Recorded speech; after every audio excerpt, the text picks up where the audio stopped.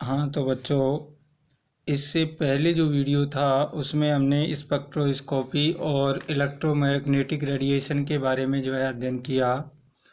अब हम बात करते हैं स्पेक्ट्रम के वर्गीकरण के बारे में।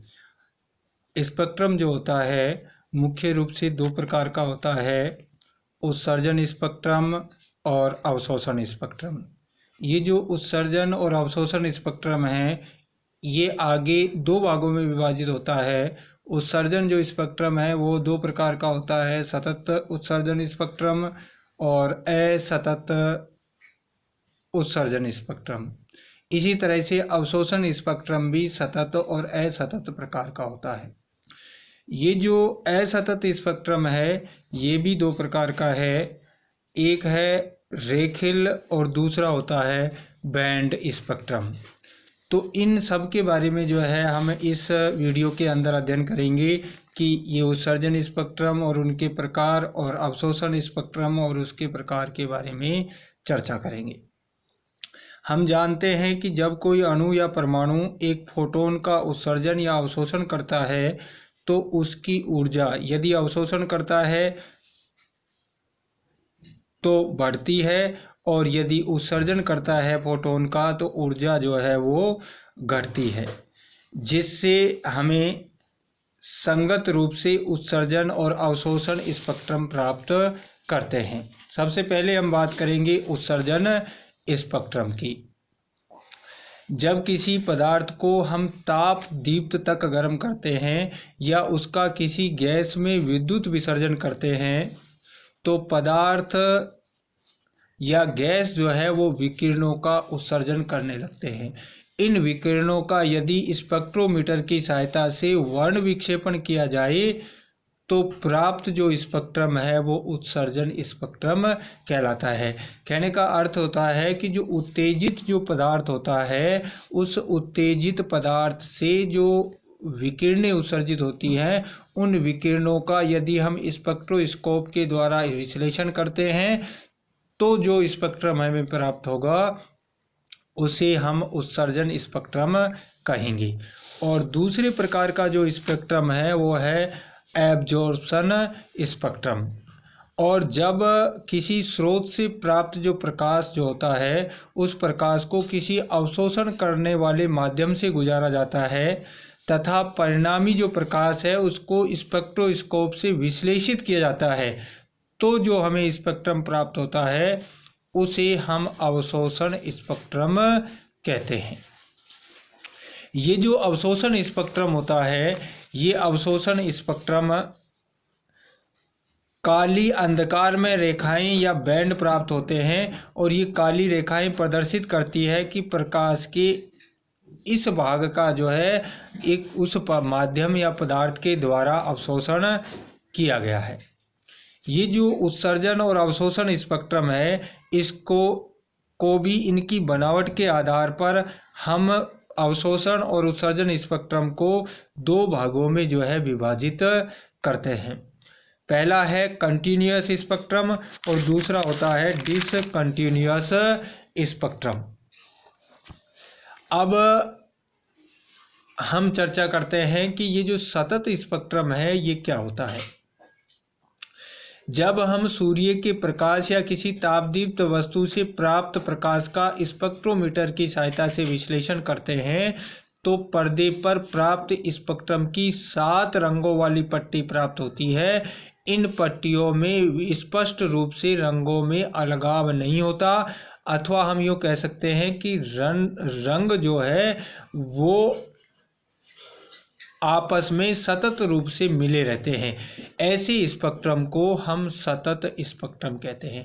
कहने का मतलब है कि ऐसा स्पेक्ट्रम जिनमें किन्हीं दो जो रंग हैं उनके मध्य कोई शार्प बाउंड्री लाइन नहीं होती है।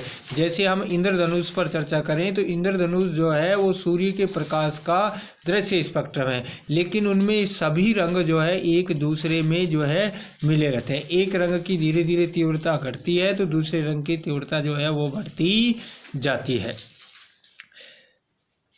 यदि दृश्य जो प्रकाश है उस दृश्य प्रकाश के मार्ग में शुद्ध लाल रंग का कांच का एक टुकड़ा रख दिया जाए तो यह लाल रंग के विकिरण के अतिरिक्त शेष जो सभी विकिरणें हैं उनको अवशोषित कर लेता है। तत्पश्चात प्राप्त होने वाला जो स्पेक्ट्रम है वो लाल रंग के कांच का सतत अवशोषण स्पेक्ट्रम कहलाता है। तो ये होता है अवशोषण, सतत अवशोषण स्पेक्ट्रम। और एक है आपका असतत स्पेक्ट्रम। ये स्पेक्ट्रम दिखने में सतत नहीं होते हैं, ये असतत होते हैं, यानी कि ये आपस में मिले हुए नहीं होते हैं।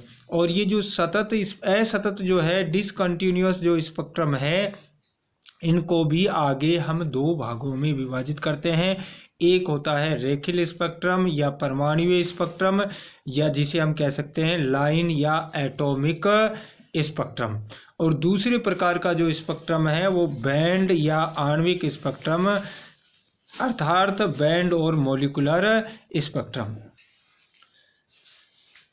अब हम बात करते हैं कि ये रेखीय या परमाणुीय स्पेक्ट्रम क्या है। किसी भी तत्व की वाष्प से उत्सर्जित जो प्रकाश है उस प्रकाश को किसी स्पेक्ट्रोस्कोप में से देखने पर प्राप्त स्पेक्ट्रम में पतली, चमकीली और विशिष्ट रंग की अनेक श्रेणीबद्ध रेखाएं प्राप्त होती हैं। ऐसे स्पेक्ट्रम को हम रेखीय स्पेक्ट्रम कहते हैं। यानी कि कोई भी तत्व की जो वाष्प है उस वाष्प से जो प्रकाश उत्सर्जित होता है उस प्रकाश का यदि हम स्पेक्ट्रोस्कोप के द्वारा विश्लेषण करके स्पेक्ट्रम प्राप्त करते हैं तो इस स्पेक्ट्रम में अनेक चमकीली श्रेणीबद्ध रेखाएं प्राप्त होती हैं। ऐसे स्पेक्ट्रम को हम रेखीय स्पेक्ट्रम कहते हैं। ये जो रेखीय स्पेक्ट्रम है, इस रेखीय स्पेक्ट्रम में दो क्रमागत रेखाओं के बीच अंधकार युक्त स्थान होता है। ये रेखाएं वाष्प अवस्था में परमाणु द्वारा उत्सर्जित एक निश्चित तरंगदैर्घ्य के विकिरण को प्रदर्शित करती हैं। अतः इसे ऐसा जो स्पेक्ट्रम, क्योंकि ये परमाणुओं के द्वारा व्यक्त किया जाता है, इसलिए ऐसे स्पेक्ट्रम को हम परमाणुीय स्पेक्ट्रम कहते हैं। ये जो परमाणुीय स्पेक्ट्रम होता है, इस परमाणुीय स्पेक्ट्रम को हम एक उदाहरण के द्वारा जो है आसानी से समझ सकते हैं। सोडियम वाष्प से प्राप्त जो स्पेक्ट्रम होता है उसमें पीले क्षेत्र में दो रेखाएं, एक 5890 एंगस्ट्रॉम पर और दूसरी जो है 5896 एंगस्ट्रॉम तरंगदैर्घ्य पर प्राप्त होती है। चूँकि कोई भी दो तत्व स्पेक्ट्रम में एक समान रेखाएं प्रदर्शित नहीं करते, अतः रेखीय स्पेक्ट्रम किसी परमाणु का अभिलाक्षणिक गुणधर्म है। इस स्पेक्ट्रम की सहायता से हम किसी भी तत्व की पहचान कर सकते हैं। यानी कि जो असतत स्पेक्ट्रम है उसमें जो रेखीय स्पेक्ट्रम है वो रेखीय स्पेक्ट्रम परमाणु का स्पेक्ट्रम होता है, और ये जो परमाणु का स्पेक्ट्रम होता है उस परमाणु की का एक निश्चित गुण है, ये उसकी पहचान है। किसी भी दूसरे परमाणु के द्वारा उस तरह का स्पेक्ट्रम प्रदर्शित नहीं किया जा सकता है। इसलिए इस स्पेक्ट्रम की सहायता से उस परमाणु की आसानी से पहचान की जा सकती है। जैसा हमने इस उदाहरण में देखा कि सोडियम की जो वाष्प है उससे दो रेखाएं प्राप्त होती है 5890 और 5896 एंगस्ट्रॉम पर, जो उस सोडियम का अभिलाक्षणिक गुण है। दूसरे प्रकार का जो डिसकंटिन्यूअस स्पेक्ट्रम है वो है बैंड या मॉलिक्यूलर स्पेक्ट्रम। ये जो बैंड और मॉलिक्यूलर स्पेक्ट्रम है ये एक अणु का या यौगिक का स्पेक्ट्रम होता है। इस प्रकार के स्पेक्ट्रम में पट्टियों के एक समूह के रूप में दिखाई पड़ता है। यानी कि जो बैंड स्पेक्ट्रम है वो एक पट्टियों के समूह के रूप में दिखाई देता है, जिसका एक सिरा तीक्ष्ण होता है और स्पष्ट सीमा युक्त होता है, जबकि जो दूसरा सिरा है वो क्रम से हल्का होता जाता है। यदि हम उच्च विभेदन क्षमता वाले स्पेक्ट्रमदर्शी द्वारा देखें तो ये बैंड वास्तव में बहुत अधिक संख्या और पास पास सटी हुई रेखाएं होती हैं।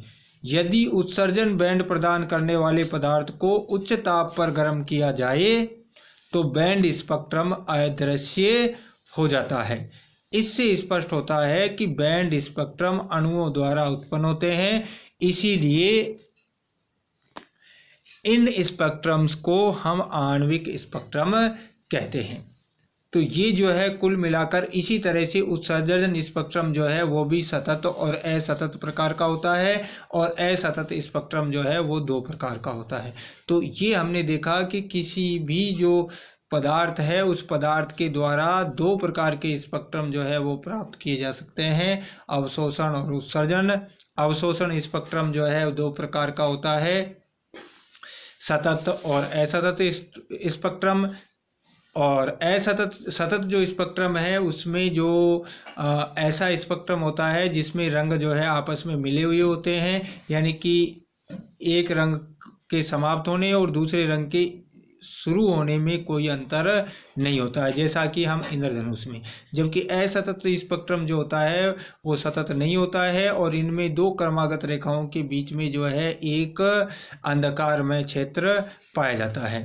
और ये जो असतत स्पेक्ट्रम परमाणुवीय स्पेक्ट्रम और आणविक स्पेक्ट्रम होता है। परमाणुवीय स्पेक्ट्रम परमाणु की विशेषता होती है, जबकि आणविक स्पेक्ट्रम जो है अणु के द्वारा प्रदर्शित किया जाता है, बैंड के रूप में होता है, और बहुत सारी रेखाओं का समूह होता है, जिसका एक सिरा तीक्ष्ण और दूसरा सिरा जो है वो क्रम से हल्का होता जाता है। तो ये था स्पेक्ट्रम का वर्गीकरण। आज के लिए इतना ही। धन्यवाद।